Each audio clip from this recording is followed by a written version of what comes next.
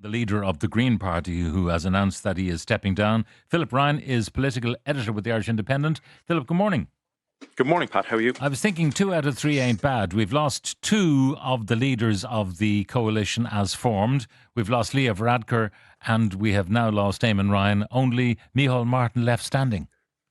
Yeah, certainly. And a great survivor that he is, Micheál Martin. He's been going for a long time now, and yet there's no talk about him stepping down or any dissent really in his party as there was perhaps maybe 2 years ago or 3 years ago. There was no real talk about Eamon Ryan stepping down as well, it has to be said, even though it has to be said he had a disastrous election campaign when you look at it in the when you just examine the figures. He lost half his council seats, his only MEPs. So it wasn't really a good day at the office. And while there was a lot of focus on Mary Lou McDonald, who gained seats both in the European Parliament and not in the European, in the European Parliament and on councils, there was a lot of talk about her leadership, and this seemed to be what was going on quietly in the background, was the Greens discussing who should lead them into the next election.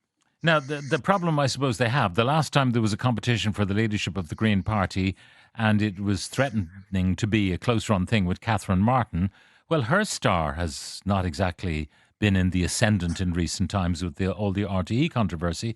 So who's lining up, do you think? Well, that's the thing. So I was looking back at that just before I came on air, and the vote was 51% to 49% in favour of Eamon Ryan. So, like you said, it was very close, and there was a lot of support there for Catherine Martin, who took this decision to challenge his leadership, despite Eamon Ryan leading them into government with record levels of TDs, and brought them this far. And it has to be said, his legacy will be looked back on, that he did achieve quite a lot when it comes to the green agenda. Now, like you said as well, Catherine Martin has had a very difficult time over the RTE debacle. She still has to deal with the licence fee charge. It's unclear what her plans are there. She went missing for a lot of the RTE pay scandal. There was huge questions over her competency at various committee hearings and things like that. And even this idea where she kind of half suggested that people shouldn't pay their TV license when the thing kicked off, which a lot of people took as instructions.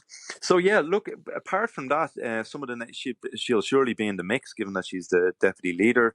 There are other senior people as well at cabinet. There's Roderick O'Gorman. There's at a lower level Oisin Smith, and then there's a plethora of backbench TDs to choose from. But I think the main thing that will be to the fore of their mind of Green Party members is, are they going to elect a leader who will return to the Dáil next time? Yeah, I mean, that all of them will be under a certain amount of pressure.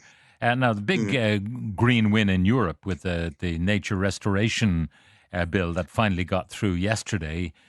So, green, although it is diminished in the European Parliament in terms of numbers, it's still a force.